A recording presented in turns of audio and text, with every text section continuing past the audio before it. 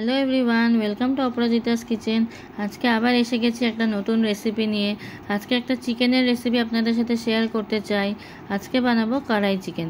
তো আসুন, এটা বানানোর জন্য প্রথমেই আমি নিয়ে নিয়েছি 500 গ্রাম চিকেন, আর নেব হলো একটা বড় পেঁয়াজ আমি চপ করে নিয়েছি, সাথে একটা টমেটোও চপ করে নিয়েছি, আর নিয়েছি পরিমাণ মতন আদা রসুন পেস্ট।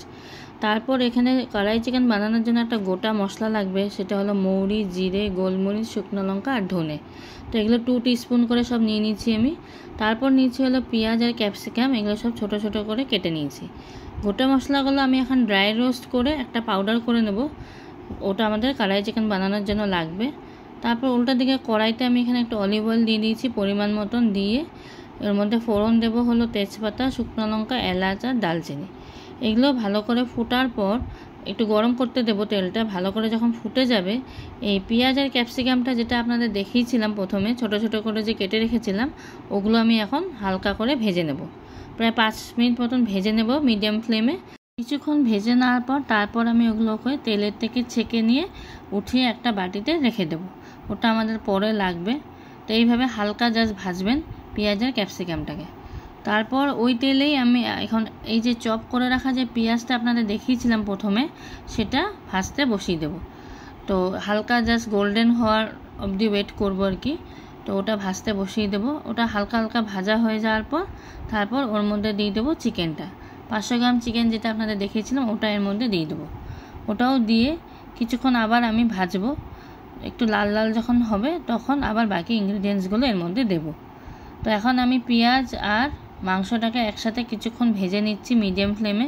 কিছুক্ষণ ভাজা হয়ে যাওয়ার পর ওর মধ্যে দিলাম 1 টিস্পুন হলুদ, 1 টিস্পুন নুন, আর দেবো হলো 1 teaspoon Kashmiri red chilli powder. এগুলো সব কিছু দিয়ে আবারও ভালো করে কিছুক্ষণ ভাজবো। আর দিলাম ফাইনালি একটু 1 টিস্পুন জিরা। এই সব কিছু অল্প অল্প করে দিলাম, পরিমাণ মতন দিয়েছি আমি। দিয়ে কিছুক্ষণ এই চিকেনটাকে ভেজে নেব। কিছুক্ষণ যখন ভাজা ভাজা হয়ে যাবে, প্রায় ধরেন 10 মিনিট মতন মিডিয়াম ফ্লেমে ভাজা হয়ে যাবে, একটু গোল্ডেন হয়ে আসলে তারপর দেবো এর মধ্যে আদা রসুন বাটা। আদা রসুন বাটা যেটা আপনাদের দেখিয়েছিলাম ওটা দিয়েছি।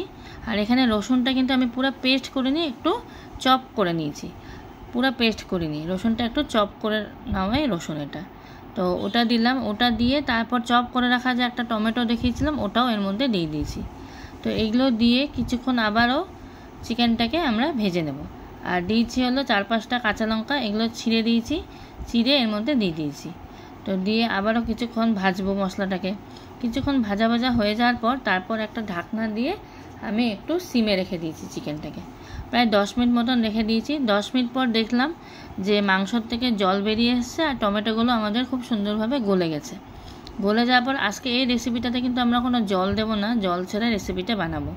তো এইভাবে যখন দেখলাম যে টমেটোটা পুরো গলে গেছে, তারপর এর মধ্যে যে আমরা যে ড্রাই রোস্ট করেছিলাম মশলাটা, সেটা এর মধ্যে এখন দেব। তো ওটা আমি একটা পাউডার বানিয়ে নিয়েছিলাম।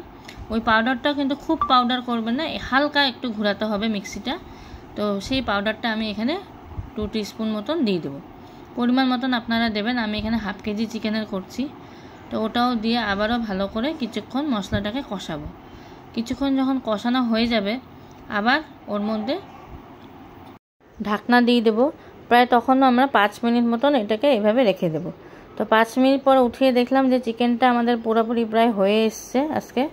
তো এখন এর মধ্যে ভেজে রাখা ক্যাপসিকাম আর পেঁয়াজগুলো যে ভেজে রেখেছিলাম সব ওগুলো এর মধ্যে দিয়ে দেবো। তো দিয়ে আবারও কিছুক্ষণ একটু মশলাটাকে কষাবো।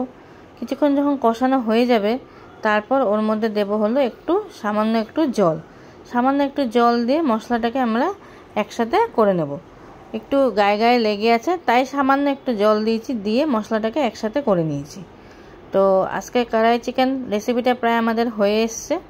তো এখন আমি এটাকে একটা বাউলে সার্ভ করব। আর হ্যাঁ, আমি একটু ধনেপাতাও দিছিলাম এর মধ্যে, ওটা গার্নিশ করার জন্য। একটু নামানোর আগে একটু ধনেপাতা দিছিলাম। ধনেপাতাটা দিলে একটা আলাদাই সেন্ট হয়ে যায় আর খেতেও খুব ভালো লাগে, তাই ওটাও দিছিলাম। দিয়ে আবারও ভালো করে নাড়াচাড়া করে নিছিলাম। তো ফাইনালি আমাদের কড়াই চিকেন আজকে রেডি। তো আপনারা দেখতেই পাচ্ছেন কতটা টেস্টি হয়েছে এই রেসিপিটা। তো এবার আমি একটা বাউলে সার্ভ করে নিয়েছি। তো যদি আপনাদের আমাদের রেসিপিটা ভালো লেগে থাকে, অবশ্যই প্রথমে একবার বাড়িতে ট্রাই করুন। আর লাইক করতে ভুলবেন না, আর একটা কমেন্টেও লিখবেন কেমন লাগলো আমার এই রেসিপিটা। আর নতুন কেউ যদি দেখছো আমাদের রেসিপিটা, অবশ্যই একবার সাবস্ক্রাইব করে দিও আগামী দিনে ভালো রেসিপিস দেখার জন্য। তো আজকের জন্য টাটা।